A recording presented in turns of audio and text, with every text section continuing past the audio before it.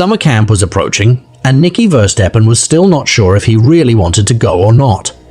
The year before, he did not go because he was scared of getting homesick, and his parents supported his decision to stay back home. Nicky Verstappen preferred to spend summers at home in the town of Heibloem in the south of the Netherlands. That way, he could always go to visit friends, play games with his younger sister, Femke, or cuddle and love up to his dog. He would always miss his dog any time he left home for the summer camp. In the summer of 1998, even though Nicky Verstappen felt unsure about going to summer camp, he still felt that he had to go. He felt he was not 10 years old anymore. He was 11 years and was growing up. After he told his mother that he was not too sure about summer camp, she encouraged him and said that once he was there, he would have a lot of fun. Since his best friend was going too, Nicky felt everything would be okay. After concluding to go, Nicky Verstappen began to pack his necessities, not forgetting to include his favorite red and white pajamas, which was an official merchandise for Ajax, his favorite soccer team from Amsterdam. It was gifted to him as a Christmas present because of his love for anything that had to do with Ajax logo and colors. In fact, most of Nicky Verstappen's room was designed with everything Ajax from color red to white. The day of summer camp came and Nicky picked up his bag, looked at his room for the last time, and left. Sadly, he would never get to see the poster of Jerry Litmanen hanging against the wall of his room ever again. Hello, and welcome to Inside Crimes. Subscribe and hit the bell icon for more crime cases.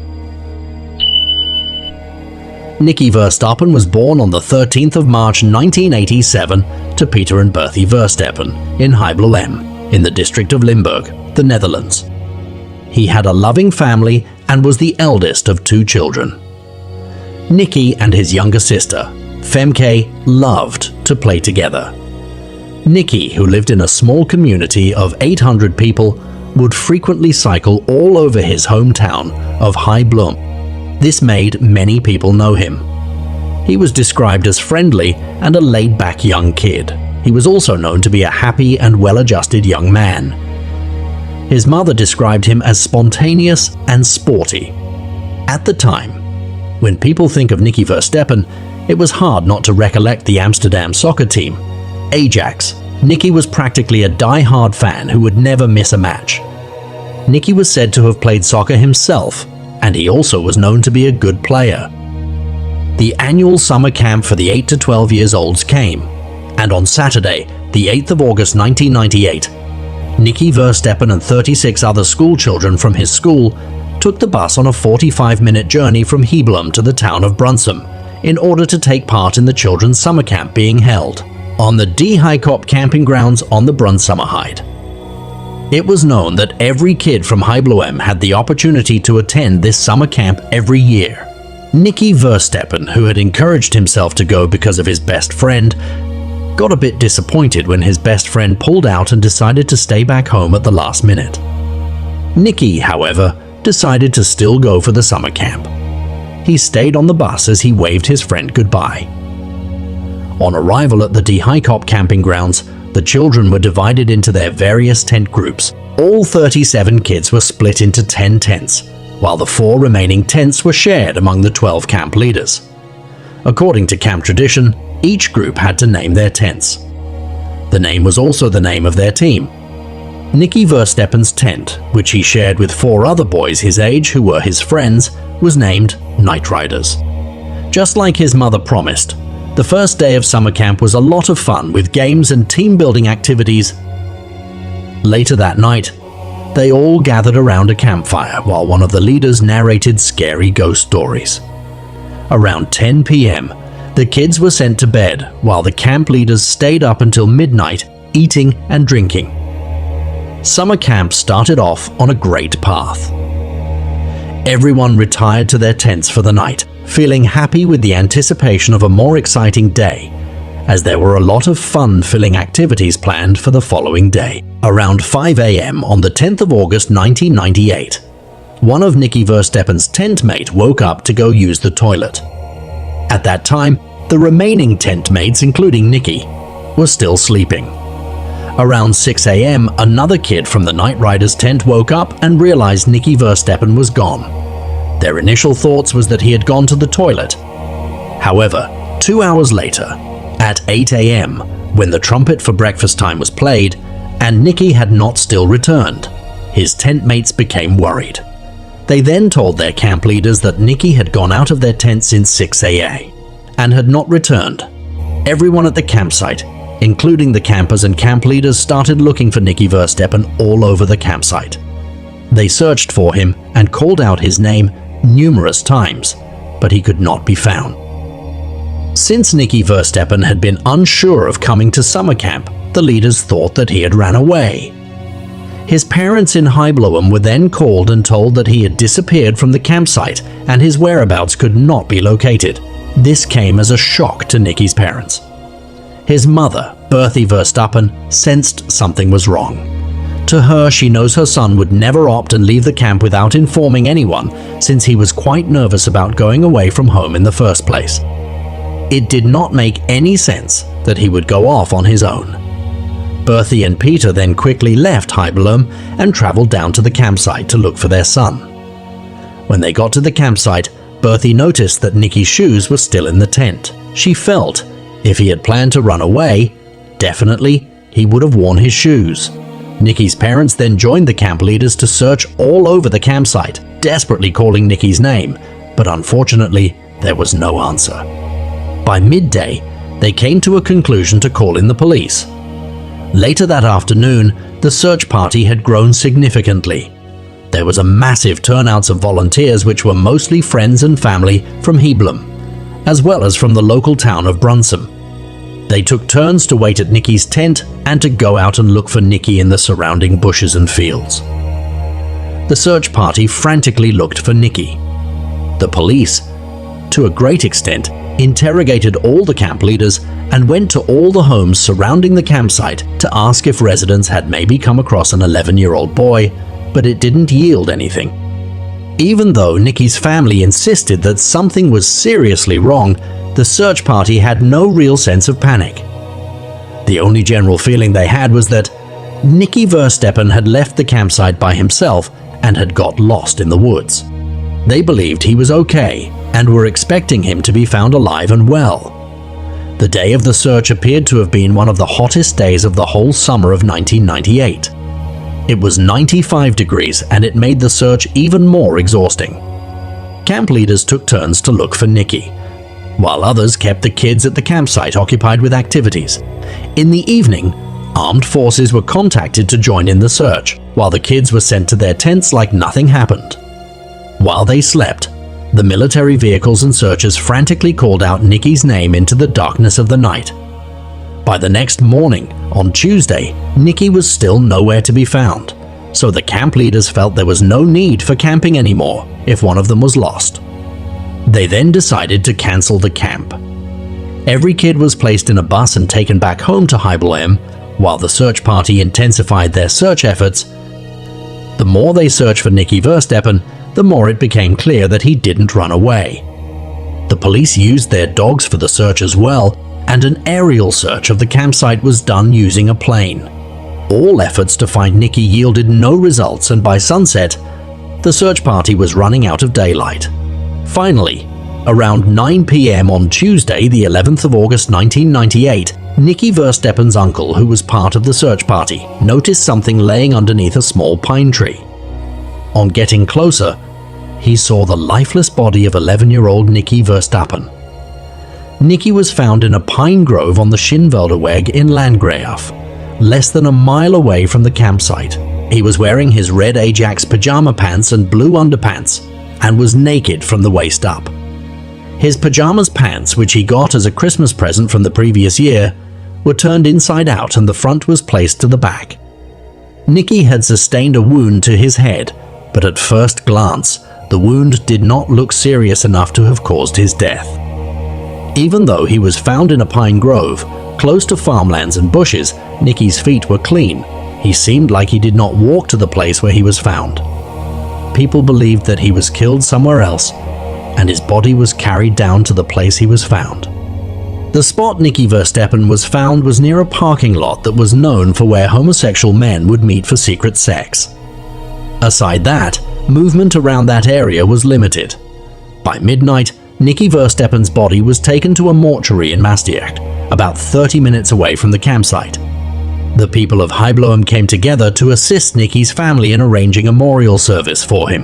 The memorial service took place at Heibloem Sports Fields on Saturday, the 15th of August, 1998, a week after he left home for summer camp.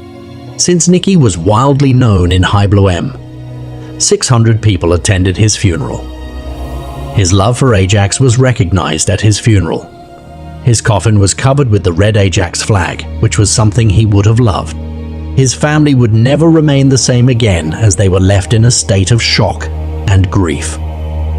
Nicky's parents felt guilty for encouraging their son to go for summer camp, even when he confided in them that he was unsure of the trip. Who killed Nicky Verstappen? His family wanted answers and closure. Somebody needed to be held accountable for killing their son and brother, but the police had no leads whatsoever. Seeing that it was unlikely for Nicky to have gone off with a stranger, the police interviewed the camp leaders again. Unfortunately, nothing that could help solve the case was discovered. Nicky's post-mortem examination took place 3 days after his death. Since he was murdered in the summer of the holiday period, Nicky's family had to wait for 2 months before the results of the autopsy was released. According to the autopsy report, Nicky Verstappen was drugged and his body showed signs of sexual abuse. However, medical examiner was unable to determine a cause of death. Due to this, a second autopsy was carried out, and its result had the same conclusion with the first. There was a possibility that Nicky was sexually assaulted, but his cause of death could not be determined. Even though suffocation was suggested as his cause of death, there was not enough evidence to prove it once and for all. Following Nicky's murder, an extensive investigation was carried out, but the case went cold and would remain unsolved for 20 years. The police had to use the evidence they have. Close to the parking lot, about 100 yards from where Nicky Verstappen was found, a tissue containing semen, a cigarette butt and beer bottle top were retrieved. The forensics then compiled a DNA profile of a person other than Nicky. Though it was not definite that the tissue was related to Nicky's murder case, since people often met in the parking lot and have sex in the woods. In 1997, a year before Nicky Verstappen's murder, a DNA database was created at the National Forensics Institute of the Netherlands. At the time, DNA testing was the new forensic technology and tests were a little bit restricted. Also, any DNA testing on the database could only be handled by the prosecutor and not the police. At that time, the police did not have their own database and they did not have first-hand access to the national database without an approval from the prosecutor. This made the process of quickly finding a killer somewhat slow and difficult. During the investigation of Nicky Verstappen's murder, DNA samples of 40 men were taken. The men included camp leaders, some men from a campsite nearby and other male visitors in the area at the time of Nicky's death.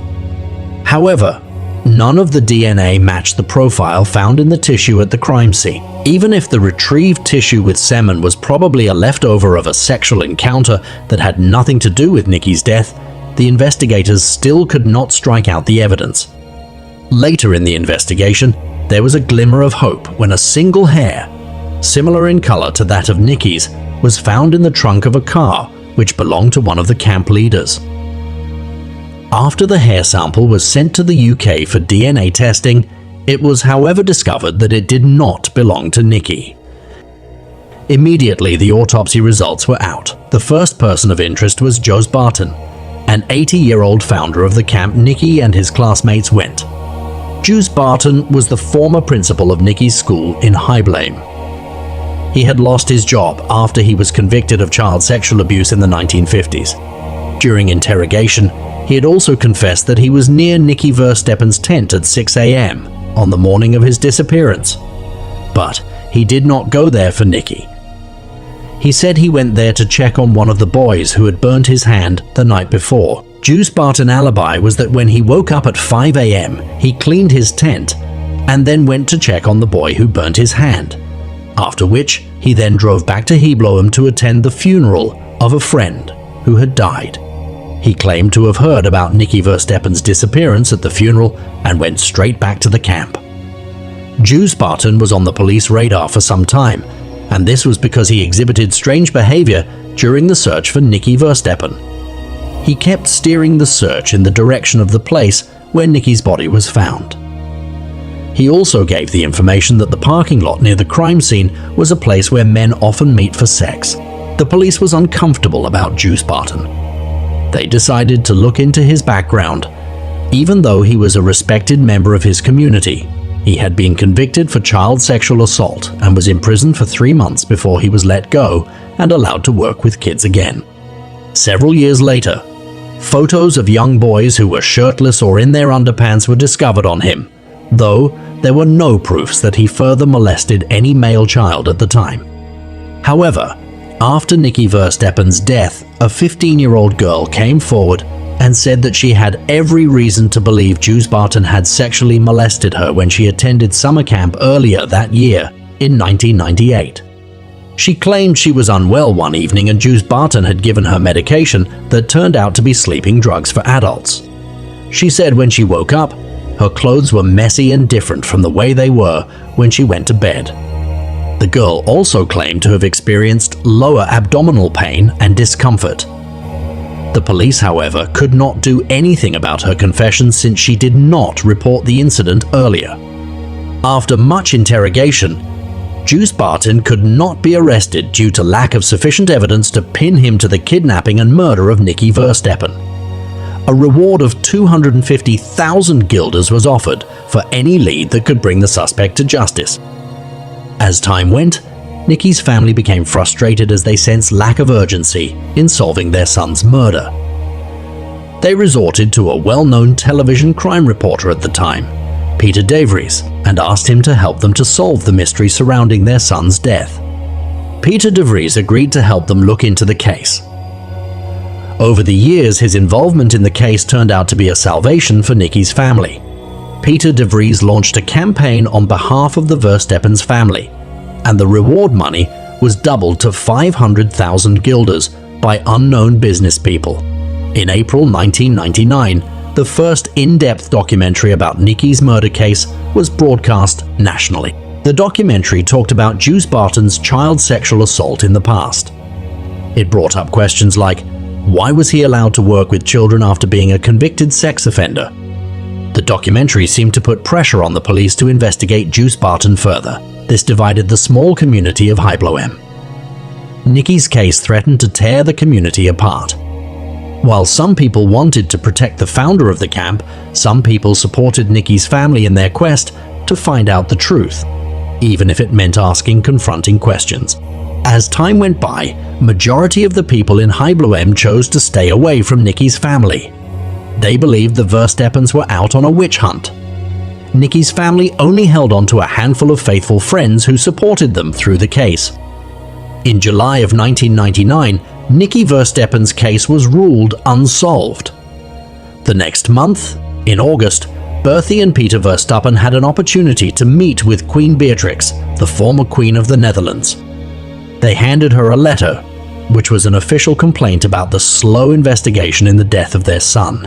Due to this, efforts were subsequently intensified by the prosecutor in Maastricht to solving the case.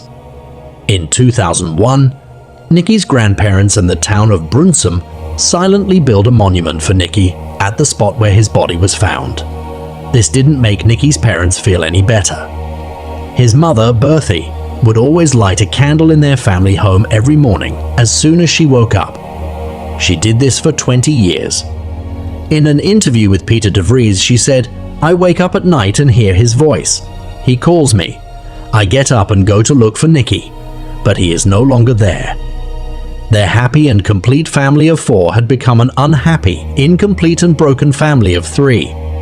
Since answers were not forthcoming at the time, Bertie, who did not let that stop her, had promised on national TV to bring the killer of her child to justice as long as she was still alive. In February of 2001, Berthie and Peter Verstappen wrote a public letter to the Minister of Justice, asking for help on their son's case. They claim to be at the mercy of the police and the legal systems, but they have no answers. The legal system then decided to act as there appeared to have been a total breakdown in trust by the people of Heilbronn. The general public were getting disappointed at the police and the legal systems for not giving answers as to who killed Nicky Verstappen. In that same year, the case was renewed and a second opinion task force was given the case to investigate from scratch. On the 29th of June 2001, the investigative team was able to determine the time of Nicky's death. His time of death was estimated to have been between 2 p.m. on the 10th of August or 9 a.m.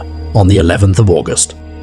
It means Nicky Verstappen was alive for at least 8 hours before he was murdered. New DNA technology also discovered that there were little drops of blood on Nicky's pajamas. One of the drops was tested for foreign DNA, but it turned out to be that of Nicky. Further investigation revealed many mistakes made by the first set of investigators that made the case become cold for some time. One of the mistakes was that these investigators focused on the scene where Nicky was found. They used that spot as the crime scene, forgetting that Nicky's feet were clean when he was found, which suggested that he did not walk to that place himself. He was carried away from the main crime scene and dumped at the spot he was found. The first investigation did not look for possible evidence beyond the pine tree where Nicky was found. Even the campsite where Nicky was last seen was not properly considered for possible clues that could pinpoint the killer. As time unfolds, Juice Barton was not the only suspects in the case. In 1998, at the time that Nicky and his friends were camping, there appeared to have been another group from the Rolduc Seminary who pitched their tents nearby. A man named Rolduc's chef had piqued the interest of the police, and this was because he had once had an inappropriate contact with a child before. They believed he was someone who would do it again. On the morning of Nicky Verstappen's disappearance, Rolduc's chef was not at the campsite. When questioned, he appeared to have no alibi for his whereabouts at the time. However, he died in 1999 before the police could find enough evidence to arrest him. Also, a man simply known as Wim was another person of interest at the time. Wim was a sex offender from a town nearby. Different witnesses spotted him near the Hikop campsite in a dark-colored vehicle around August 10, 1998. He was questioned by the police in 2001, 2003, 2006, and 2007, anytime a witness came forward pointing a finger at him. Unfortunately, there was no sufficient evidence to pin him to the crime, and in 2007, he died at the age of 64. Until his death, Wim had said he never killed Nicky Verstappen. Martin Nie, the German serial killer, was someone the police could not afford to overlook in this case. He had killed 3 boys and had sexually molested at least 40 children between 1992 and 2001. Martin Nie was known as the Masked Man or the Black Man, and this is because he used to wear black clothing and a creepy black mask. His victims were usually hunted by him at campsites or in children's homes. Since the Hikop campsite was located close to the Dutch-German border and one of Nie's proven crimes was committed in the Netherlands, he was considered as a serious suspect. However, when he was eventually arrested for all his crimes in 2001, Martin Nie denied any involvement in Nicky Verstappen's murder. As the investigation progresses, the police had quite a number of suspects on their list. The likes of Michel Fournier and Mark Hoffman, who were sex offenders at the time, were considered suspects to Nicky Verstappen's homicide case, but thorough investigation vindicated them, and they were never charged with his murder. In 2004, Peter de Vries became aware of new testing techniques in the science of DNA. He then informed the public and told the police to re-examine the blood found on Nicky Verstappen's clothing. In 2005, an anonymous person placed letters on Nicky's memorial in Bronsum, claiming to have been responsible for killing him. Investigators traced the letters to a 36-year-old man, but it turned out to be a false confession. The man was a psychiatric patient who had severe mental health issues. His therapist explained that he had written the letters as a way of getting attention. The man was placed in custody for 2 weeks for vandalizing Nicky Verstappen's grave. In 2008, when it seemed like all hope was lost, detectives announced that foreign DNA had been found on Nicky's pajamas pants and his underpants. Previous suspects in the case were all retested, but there were still no matches to the DNA found. Nevertheless, Nicky's family was positive. It might seem like another dead end, but the discovery of the foreign DNA profile meant there was proof of a male individual being in physical contact with Nicky Verstappen before his death. Nicky's family prayed and hoped that the perpetrator would be found before he could hurt any other person. In the year 2010, Nicky Verstappen's sister, Femke, who was in her 20s by then, made a public appeal to every man in the community to participate in a DNA testing so that the family could have some sense of closure. After the appeal, the police gathered a list of over 100 men. These men were initially part of the search party in camp management. 80 out of 114 men agreed to provide saliva swabs.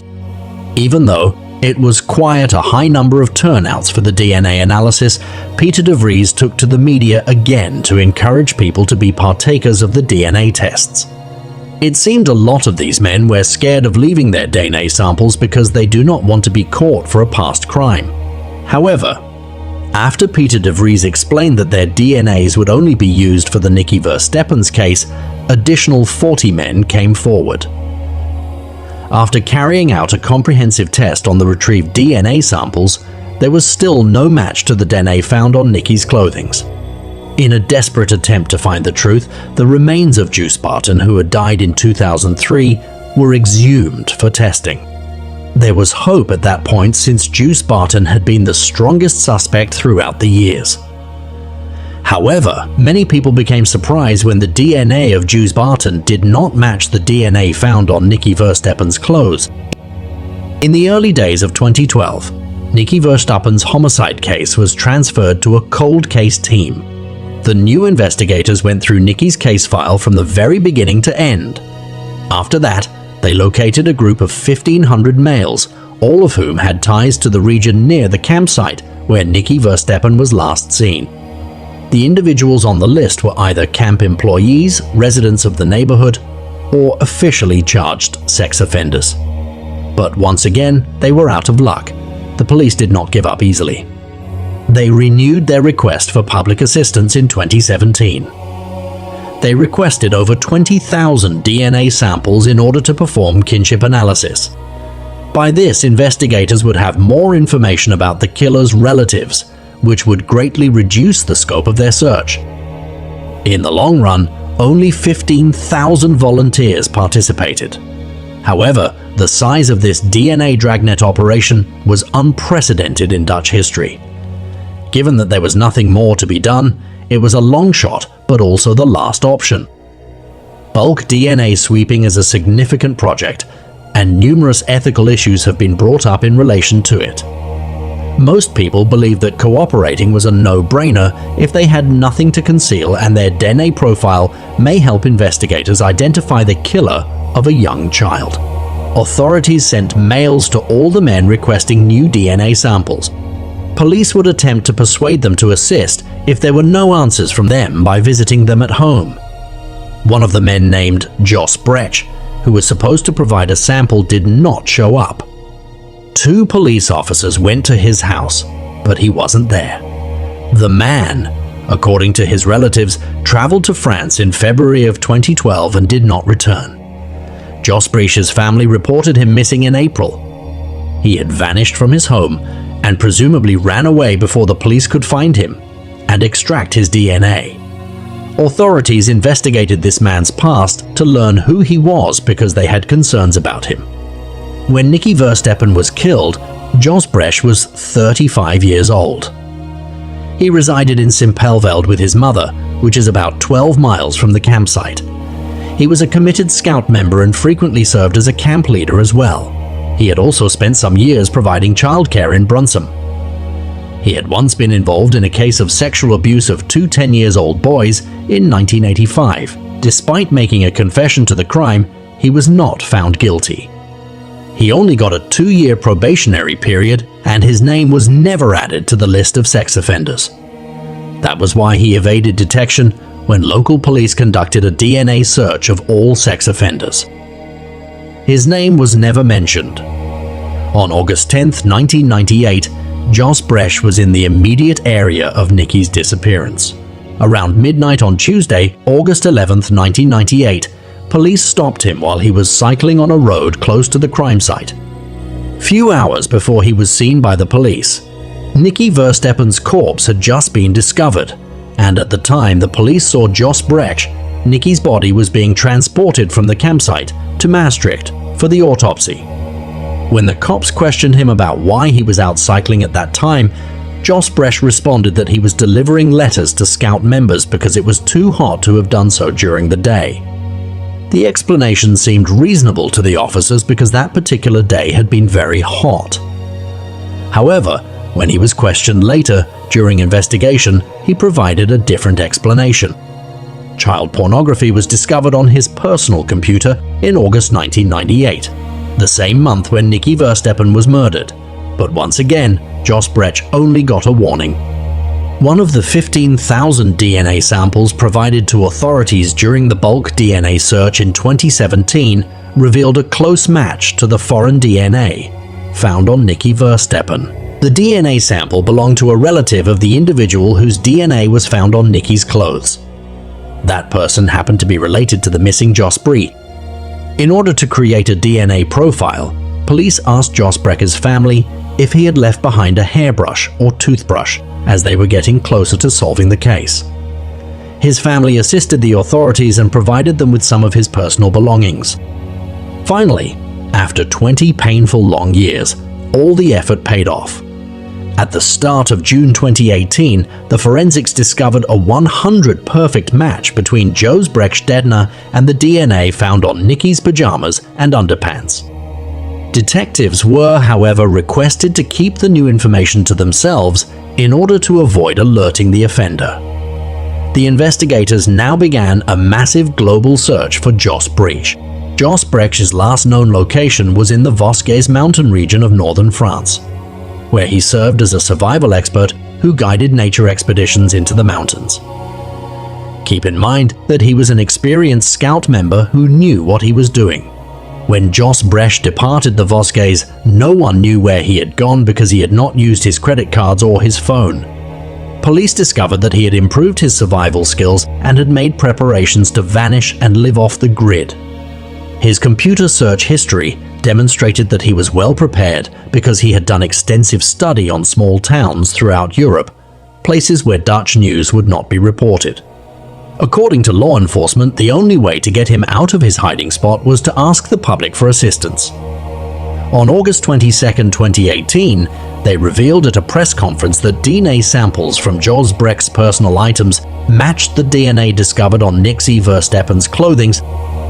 They also disclosed his name and current age.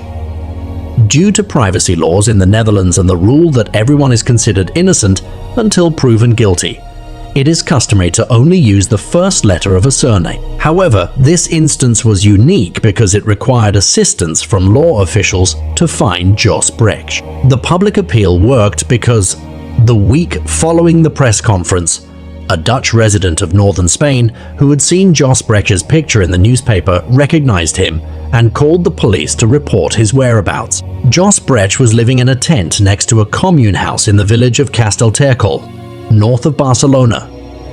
20 years after Nikki Verstappen's death, on August 26, 2018, Jos Brecht was taken into custody. The passport he had with him at the time of his arrest served as proof of his name. He was returned to the Netherlands on September 6, 2018, and appeared in court for the first time in December 2018. Peter de Vries rejoiced with Nikki Verstappen's family following the arrest of Jos Brecht.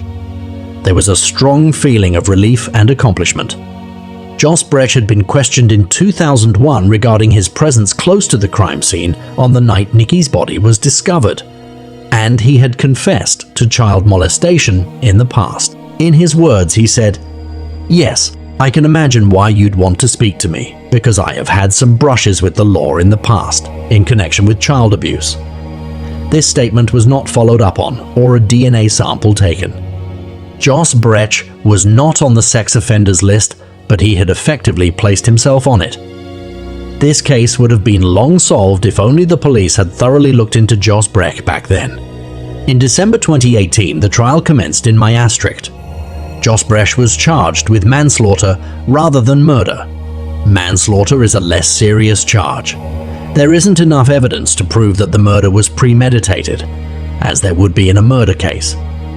Jos Brech pled not guilty in court and defended himself, saying his DNA was found on Nikki's clothing because when he was walking close to the edge of a forest back at the camp area, he saw something in the distance and went to look out of curiosity, only for him to find Nikki's body. He said that he had checked for signs of life, brushed leaves off the body, and then left without any other action because of his previous convictions. However, the prosecutor argued that a total of 27 traces of Jos Brech's DNA had been found on Nikki's body, including on his underwear. Jos Brech still maintained his innocence, saying he had no idea how his DNA ended up on Nikki's underwear. After trial, Jos Brech was found guilty, and on the 28th of January 2022, an appeal court convicted him on a charge of manslaughter and sentenced him to 16 years imprisonment. Will Nikki Verstappen's family ever find satisfaction, even though they may have some answers? Their son will always be 11 years old, even as his peers age and progress through life. Every day, they are plagued by countless unanswered questions, such as, would Nikki have grown up to realize his goal of playing professional soccer? They are wounded, and they no longer believe in people.